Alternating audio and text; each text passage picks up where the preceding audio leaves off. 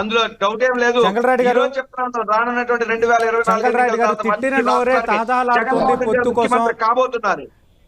ఎప్పుడూ కూడా పరిస్థితికి తగ్గట్టుగా చంద్రబాబు నాయుడు మారిపోతారు. ఇది వైఎస్ఆర్ కాంగ్రెస్ పార్టీ చేస్తున్న ప్రధాన ఆరోపణ ఒకటి.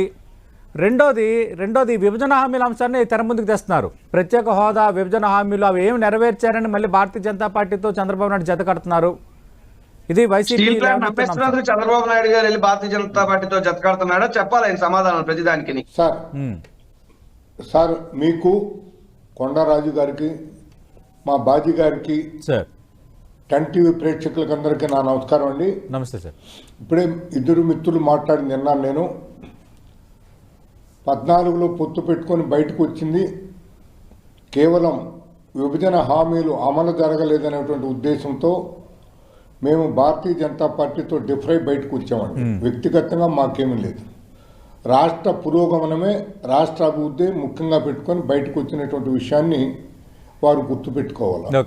తర్వాత భారతీయ జనతా పార్టీ తత్వం, తెలుగుదేశం తత్వం మీకు తెలియదే ఉన్నది. స్వర్గీయ ఎన్టీ రామారావు గారు అటు భారతీయ జనతా పార్టీతోనూ ఇటు సిపిఐ సిపిఎంతోనూ పొత్తులు పెట్టుకున్నాం. ఆ రెండింటికి వైరుధ్యమైనటువంటి పార్టీలు పొత్తులు పెట్టుకొని ఎన్నికల్లో పోటీ చేసిన దానివల్ల, అంటే కాంగ్రెస్కు వ్యతిరేకంగా పోటీ చేయాలనేటువంటి దాంతో పివి నరసింహారావును జంగారెడ్డి గారిని ఆయన ఆంధ్రప్రదేశ్ నుంచి ఓడించినటువంటి విషయాన్ని కూడా నేను గుర్తు చేస్తున్నా.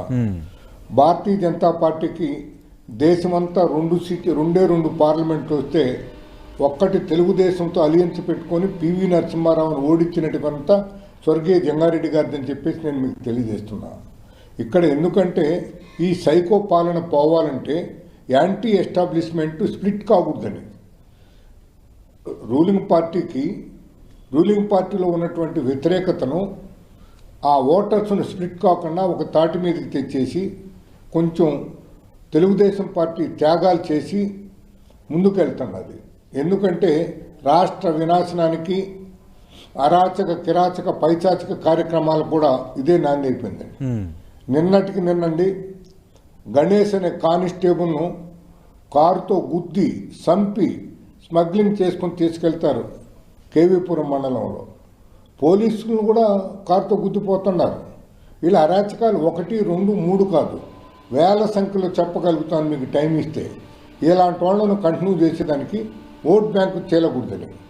సార్ మీకు తెలుసు 1978లో ఏం జరిగింది? జనతా పార్టీ రెడ్డి కాంగ్రెస్ చీలిపోయిన దానివల్ల కాంగ్రెస్ పార్టీ అధికారంలోకి వచ్చింది. చెన్నారెడ్డి గారు ముఖ్యమంత్రి అయ్యారు. ఇక్కడ యాంటీ ఎస్టాబ్లిష్మెంట్ చీలకుండా ఉండేదానికి ఒక ప్రయత్నం మటుకు జరిగింది, దాంట్లో అనుమానం లేదు. కొందరు స్వతహాగా వచ్చారు. పవన్ కళ్యాణ్ లాంటి పెద్దలు తానే జైల్లో పెట్టినటువంటి నారా చంద్రబాబు నాయుడు గారిని దృష్టిలో పెట్టుకొని ఈ అరాచక పాలనని అంతం చేయాలంటే మనం కలిసిపోవాలని చెప్పారు.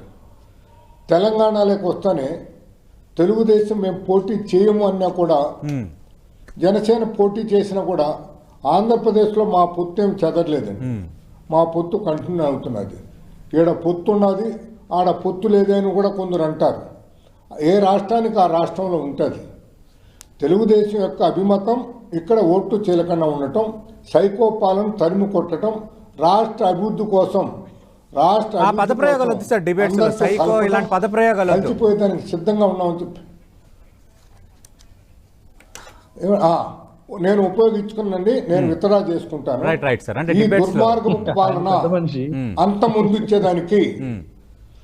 ఈ దుర్మార్గపు పాలన అంతమొందించేదానికి రాష్ట్రాన్ని భ్రష్టు పట్టిస్తున్నటువంటి వైసీపీ పాలనకు చెమరగీతం పాడేదానికి, ఈ యాంటీ ఎస్టాబ్లిష్ ఓటును చీలకుండా చూసేదానికి తెలుగుదేశం పార్టీ అన్ని పార్టీలతో చేతులు కలుపుతాదని చెప్పేసి నేను తెలియజేస్తున్నాను. దాంట్లో ఏం అనుమానం. అప్పులు 10 లక్షల కోట్లు దాటిపోయినాయి. సంవత్సరానికి ₹1,00,000 వడ్డీ కట్టాల్సి వస్తుంది. జీతభత్యాల కోసం 50 లక్షల రూపాయలు కట్టాల్సి వస్తుంది. ఇవన్నీ కూడా 50,000 కోట్లు యాడ్ నుంచి వస్తుందండి. సృష్టించలేదు. సంపదను సృష్టించకుండా అప్పులు తెచ్చి జీతాలు ఇస్తున్నటువంటి ప్రభుత్వం. అప్పు వస్తేనే ఉద్యోగస్తులకు జీతాలు, ఓకే. ఆ అప్పులు తెస్తేనే ఉద్యోగస్తులకు జీతాలు వస్తున్నాయి. అభివృద్ధి శూన్యం అయిపోయింది. పోలవరం నాశనం అయిపోయింది. ఇరిగేషన్ 9 సార్లు కరెంట్ ఛార్జీ పెంచుతారు. వీళ్ళు కరెంట్ ఛార్జీ 9 సార్లు పెంచుతారు.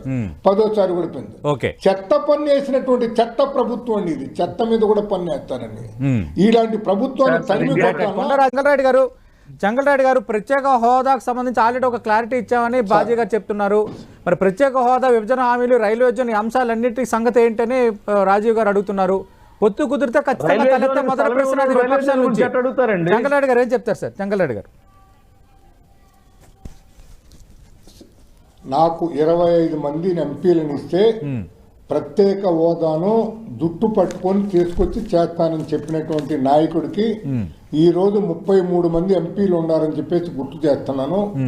ఈ 4 సంవత్సరాల 9 నెలల్లో ప్రత్యేక హోదాను ఎక్కడ పెట్టినాడు? ప్రత్యేకంగా అటక మీద పెట్టేసినాడు ఆయన. మేము రూలింగ్ పార్టీ నుంచి డిఫర్ అయింది.